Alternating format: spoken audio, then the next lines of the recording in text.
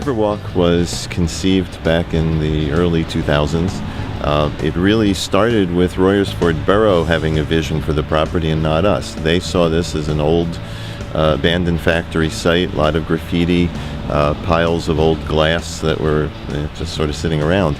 And they had already rezoned the property for high-density residential. So we had to get experts, environmental people to take a look and see was there any real problem with the property. The old factories have things, but the good news is that manufacturing glass is a very clean process. So the kinds of toxic things they found on the property were very limited. It was mostly solvents and coloring agents for the glass. And our market was Middle America, the people who find that they can't afford new construction. The workers, the teachers, the police officers, the firefighters, the folks that should have a nice place to live, new, not have to buy one of the older pieces of housing stock. That's one of the concepts of the revitalization. Add to that the borough was going to be revitalizing Main Street, putting new entrance markers at both ends of town, the river trail. Those all sort of came together at the same time to try to revitalize an old industrial area into a residential area.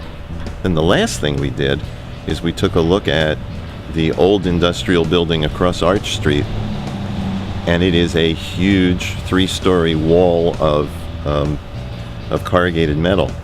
And why would people want to live across the street from that and look at that every day? And being a fan of the Philadelphia Mural Arts program, I called them up and asked would they be interested in coming out of the city and doing a project in Royersford. We now have a 320-foot long mural that shows the whole history of Royersford from Native Americans to the 4th of July celebration. It was designed by residents of the town at town meetings.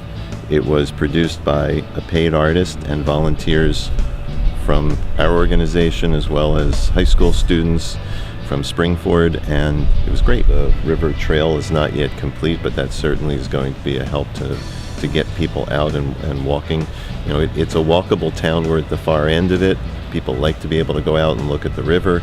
Some of our homes, especially when the trees lose their leaves, you can actually see the water from your living room. It's kind of nice.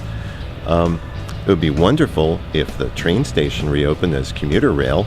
Our deal with Norfolk Southern requires us to give up space in there if SEPTA decides to reopen things.